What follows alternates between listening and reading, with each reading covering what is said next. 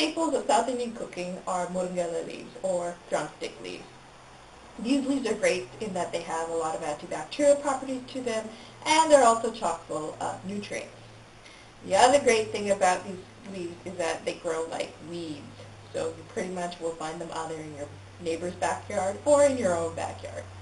So if you're at the market and there's nothing good there and your cupboards are completely bare, you can go to your neighbor and say, hey, can I get a bunch of these leaves? Or even go to your own backyard and get a bunch of these leaves and make a great stir fry from them or a great curry from them. Now in Canada, of course, we don't have the right climate to grow these leaves. So what we actually did was we went to a Sri Lankan store, which is on Fraser and 45th, called Turga, and we got, every couple of weeks they usually have these leaves. So we usually buy them and we make either curry or a stir fry from them, and it gives us a little bit of a feeling of home. In this video, I will show you how to make a good Moringa stir fry.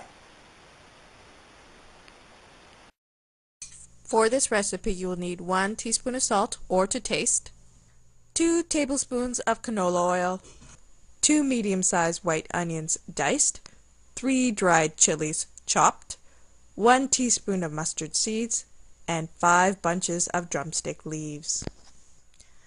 As the stalks of the Moringa leaves are very tough, you will want to only use the leaves. To get the leaves off the stalk, grab the stalk with one hand and pull the leaves off with the other, as shown here.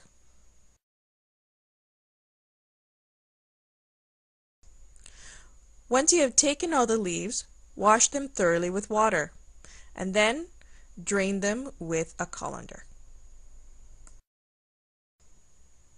In a hot pan, add the oil.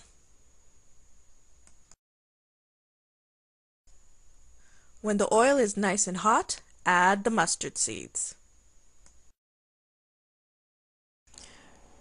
When the mustard seeds start popping, add the red chilies and the onions.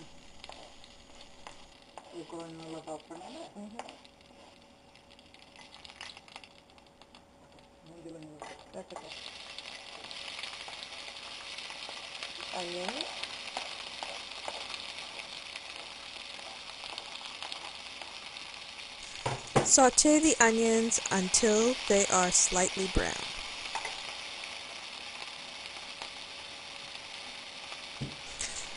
When the onions are slightly browned, you can go ahead and add the Moringa leaves.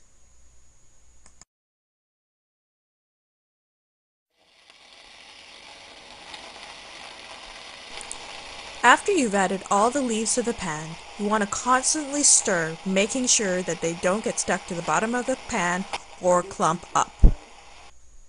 After a while of cooking, the leaves will start to wilt and reduce. At this point, you can go ahead and add the salt.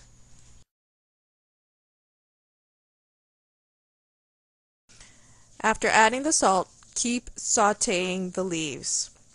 You will find that as you cook, water will start coming out of the leaves.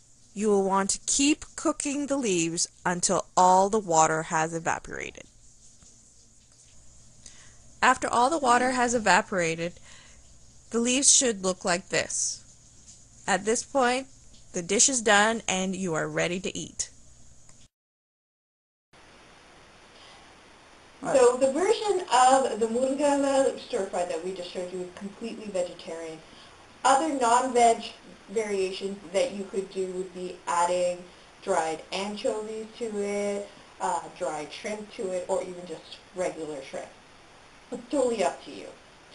And the way that we usually eat it is with some rice and some curries, or you can also have it with some roti, or you can even actually have it plain because it's quite flavorful on its own. I hope you cook this dish and get a real sense of what South Indian cooking is like. Thank you.